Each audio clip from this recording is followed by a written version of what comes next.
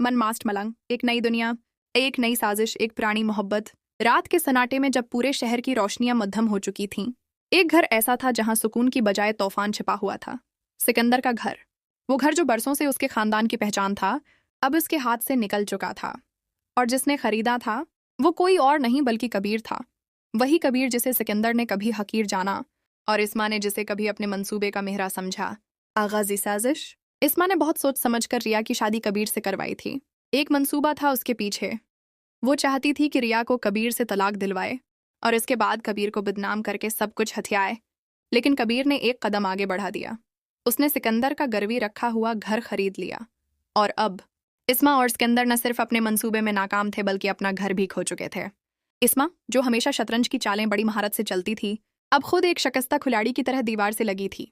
सिकंदर, जो अपनी अना के खूल में जीता था, अब खुद को बेबस महसूस कर रहा था। ये सब तुम्हारी चाल थी इस्मा। नो, सिकंदर ने गुस्से से कहा। तुमने कहा था कि रिया को इस्तेमाल करेंगे, मगर अब वही कबीर हमारा सब कुछ ले चुका है। इस्मा ने गुस्से से पलट कर कहा। और तुमने क्या किया? तुमने वो घर भी गिरवी रख दिया जो हमारी आखिरी पुनाहगाह था। अगर मैं चाल चलती हूँ तो कम से कम तुम्हें अपना दिफा करना आना चाहिए था। नया मंसूबा। चंद लम्हे खामोशी के बाद इस्मा की आंखों में एक नई चमक आई। हम कबीर को शिकस्त दे सकते हैं, लेकिन अब हमें रिया की मदद चाहिए। सिकंदर चौंक गया। तुम पागल हो गई हो, वो कबीर की बीवी है। इस्मा मुस्कुरा दी। दर मोहब्बत और नफरत के बीच एक बहुत बारीक लकीर होती है। रिया को सिर्फ सच दिखाना है और वो सच हम बनाएंगे। कबीर और रिया, एक कच्चा बंधन, एक सच्ची नीयत। कबीर, जिसने कभी रिया को दिल से अपनाया, अब खामोशी से उसे समझने की कोशिश कर रहा था। रिया उलझन में थी। कबीर उससे नर्म अंदाज में पेश आता, इसका ख्याल रखता, और फिर भी उसने घर खरीद लिया। क्यों? रिया ने एक शाम कबीर से सवाल कर ही लिया। तुमने वो घर क्यों खरीदा? कबीर की आंखें भीग गईं।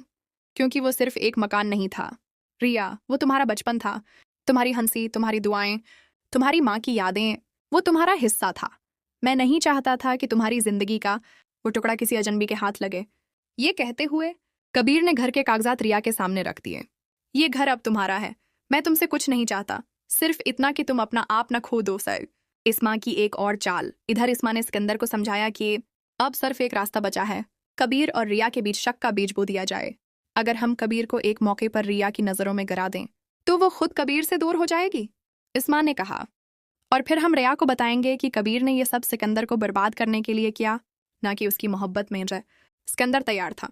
अब वो खेल शुरू होने जा रहा था जो रिया के दिल को तोड़ सकता था, आज या शायद मजबूत भी बना सकता था। आखिर में सवाल, क्या कबीर की मोहब्बत रिया का दिल जीत लेगी? क्या इस्मा की नई चाल कामयाब होगी? क्या सिकंदर अपनी अना छोड़कर सच का सामना करेगा? क्या रिया वो सब देख पाएगी जो हकीकत में है, या सिर्फ वही जो उसे दिखाया जा रहा है? अगली किस्त में